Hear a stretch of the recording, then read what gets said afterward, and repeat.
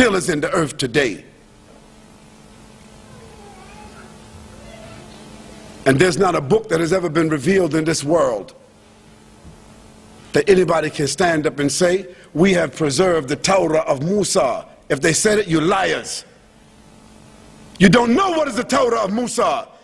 It has been lost. It has been changed. You cannot say, I have the Zabur, the Psalms of David. You lie. It has been changed. It has been altered. It has been lost. You cannot say, we have preserved the Bible. You lie. Not even the Pope knows what the Bible is. Not even the 352 organizations or denominations, because they don't even agree what the Bible is. And if we took all of their books and threw them in the ocean, along with the Qur'ans, take all the Qur'ans and all the Bibles and all the Torahs and all the Zaburs and all the other books, throw them in the ocean, all the religions would have no way to get their message back. But because Allah caused that revelation that came to Muhammad sallallahu alaihi wasallam, that inspiration that came to Muhammad sallallahu alaihi wasallam, that legislation that is in the world today, every place Muslims gather, there's at least one or two or three that has memorized this book since that time. I ask, let a Muslim who has memorized the Quran as a tradition from Muhammad sallallahu alaihi wasallam, please stand up here. Anyone who has memorized the Quran in this room, stand up please. 1, 2, 3, 4, 5.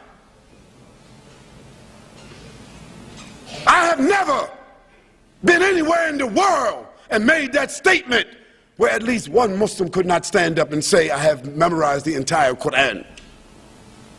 This is the evidence that Allah subhanahu wa ta'ala said He will preserve it, and He has preserved it to the hearts of the believers. That is the message of Muhammad sallallahu alaihi wasallam. That is the evidence of his message. O Muslims and O non-Muslims,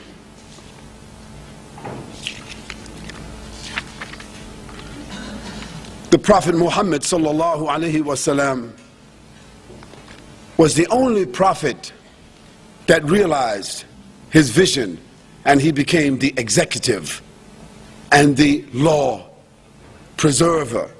He was not a law giver.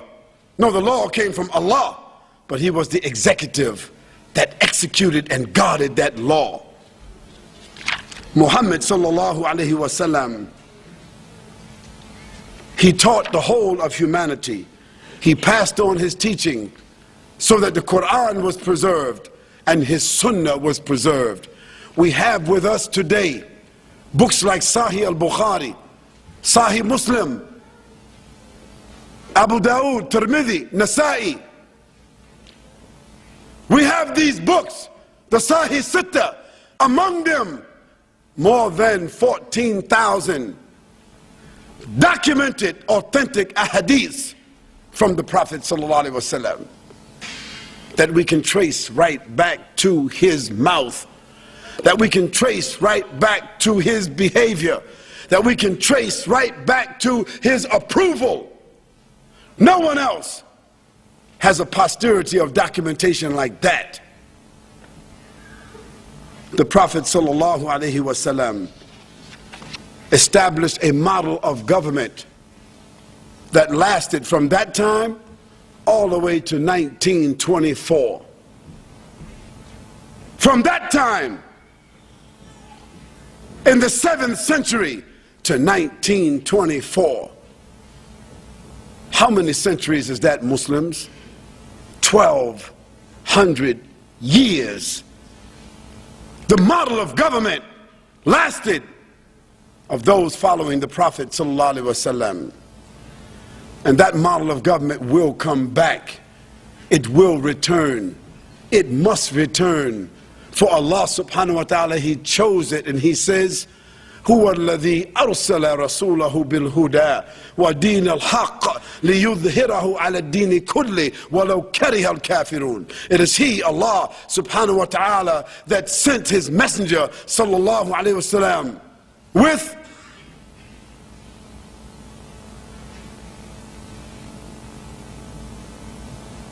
the deen al-haq.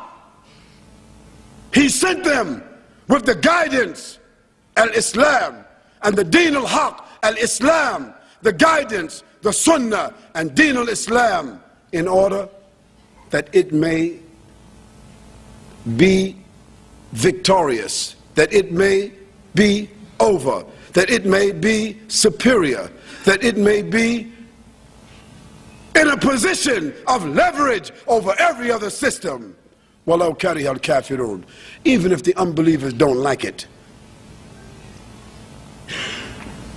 The Prophet ﷺ, without doubt,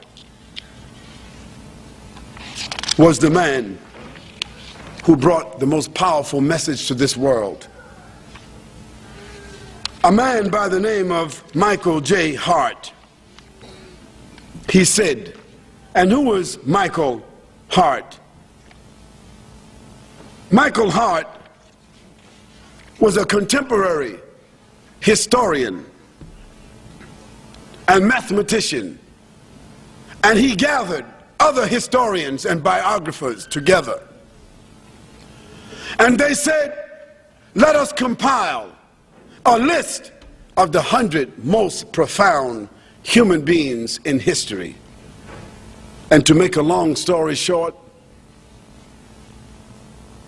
they made a category. They set up 32 different categories by which to compare and produce these 100 most great, profound human beings. And let me tell you what Michael J. Hart said. He said that Muhammad sallallahu alaihi wasallam, he placed him at the head of his list, and those with him could not dispute it, because categorically he earned that position. And Michael J. Hart said, I would have liked to choose Jesus Christ because I'm a Christian, but there were several categories that honestly I could not choose him, because Jesus Christ was not a father. Muhammad, he was. Jesus Christ was not a husband. Muhammad, he was. Jesus Christ was not a statesman. Muhammad, he was. Jesus Christ was not a warrior. Muhammad, he was. And Jesus Christ was not a ruler. Muhammad, he was. And so Michael J. Hart and his other collaborators, they said, the greatest human being that has impacted history and all annals of documented history, it had to be Muhammad sallallahu alaihi wasallam. And that statement you will find it in the archives of the Time magazine, of the New York Times, the magazine they put out. It's in their archives. You can read it. And in some of the bookstores here in Australia, other places, or you can go on the website and put in Michael Hart, and you will get a website. Put it into Google, and you'll get it, and you'll see the evidence there. But let me read to you what some others have said about Muhammad, the man, and his message. George Bernard Shaw said, if a man like Muhammad sallallahu alaihi wasallam were to assume the dictatorship and rulership of the modern world, he would succeed in solving its problems that would bring it much needed peace and happiness. Michael J. Hart said, my choice is Muhammad. To lead the list of the world's most influential persons may surprise some readers and may be questioned by others, but he was the only man in history who was supremely successful on both the religious and secular levels. And Casso's Weekly said, in little more than a year, He was actually the spiritual, nominal, and temporal ruler of Medina, with his hands on the lever that was to shake the world. Billions of Muslims all over the world throughout the last 1400 years have accepted the religious teachings of Muhammad sallallahu alaihi wasallam.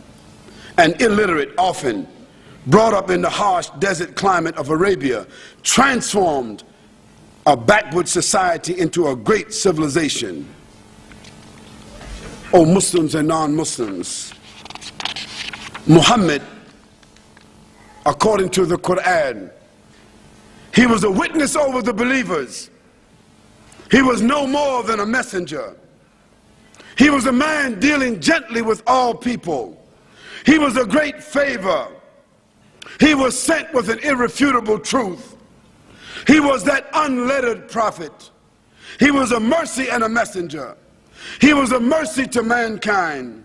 He was a witness over the believers, and the believers a witness over mankind.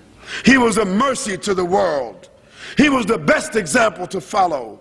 He was the last prophet of mankind. He was sent to all the mankind and the jinn. He was victorious over all systems, and he was created on an exalted standard. O Muslims and non-Muslims, there's not a person in the whole of history that can compare with Muhammad sallallahu alaihi wasallam. Not a Confucius, not Gautama Buddha, not Alexander the Great, not Bonaparte Napoleon, not Julius Caesar, nor Constantine, not Mahatma Gandhi, not King Richard or King Ferdinand, not Winston Churchill, not Charles Darwin, not Mao Zedong, nor Deng Xiaoping, nor Karl Marx, not Albert Einstein, not Martin Luther or Martin Luther King Jr., not George Washington, not John F. Kennedy, and certainly not Bill Clinton. Not Tony Blair, nor John Howard, nor George Bush Sr. or George Bush Jr. Not you, not me, not our parents, nor our grandparents, nor any of our ancestors can match this man Muhammad sallallahu alaihi wasallam.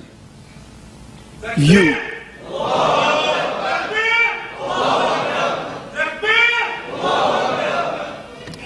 To the non-Muslims, I say to you, you will be fortunate, you will be blessed if you have the courage to read about Muhammad sallallahu alaihi wasallam tonight. Go home and read about Muhammad sallallahu alaihi wasallam tonight, if you dare. If you're not afraid of change. Because if you read about Muhammad sallallahu alaihi wasallam with an open heart and an open mind, there's a chance that love for this man and respect for this man will come into your life, come into your heart, come into your mind, come into your family and your home, and you also may want to be a follower of Muhammad sallallahu alaihi wasallam. And if you should choose to do so, you will never elevate his name. You will never increase any blessings to his ummah, but you will benefit your own selves.